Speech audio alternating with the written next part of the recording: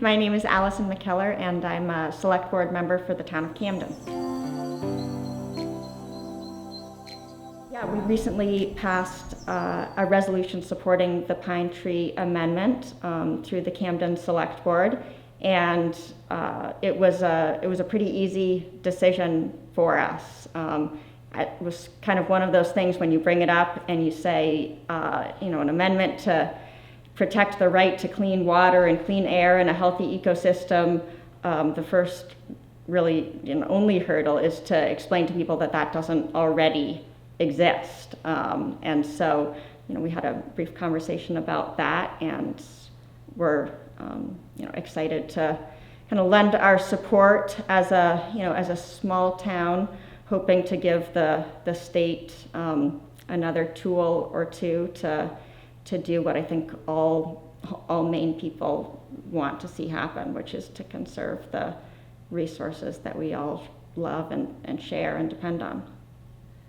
So I grew up in Camden, and like a lot of people that grew up in Maine, I had the experience of moving away for a little while, going to college, and then coming back sort of with a whole new appreciation. Of course, there are many areas all over the country that are beautiful and have these natural resources to protect, but I think a lot of Mainers feel there's something really special about our state, and it's the reason that a lot of people come and visit.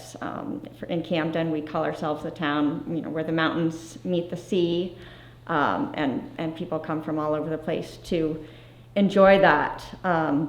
So growing up, I was always really proud of that environmental ethic that I think we have in Camden. And when I moved back and started looking at things a little bit more carefully as an adult, I found myself eventually drawn to government and decision making, and trying to kind of get to the bottom of why sometimes the collective decisions that are made, or the way things are done, don't always seem to match the general feeling of maybe the majority of people. And so I've learned a lot in my 4 years being on the select board about kind of how group decisions are made and the laws that exist or sometimes don't exist to protect the things that we all care about. I think one of the main roles of an elected official is to protect those shared public resources. We have a lot of laws and constitutionally protected rights of the individual, the things that government cannot infringe upon in terms of individual rights. But we often forget about those shared public resources like streams and fisheries and clean air. And I've frequently had the experience where people come to me and they're concerned about something environmental, something that we all care about, whether it be the water quality in the harbor or a stream that runs through their backyard and their neighbor's backyard.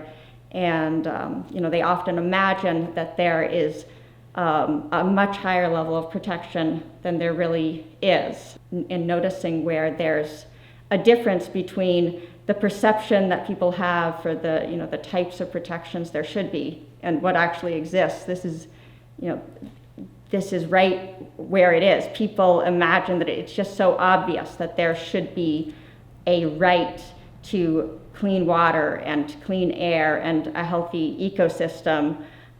It's almost so obvious that we forgot to include it. And I think this is a great step forward.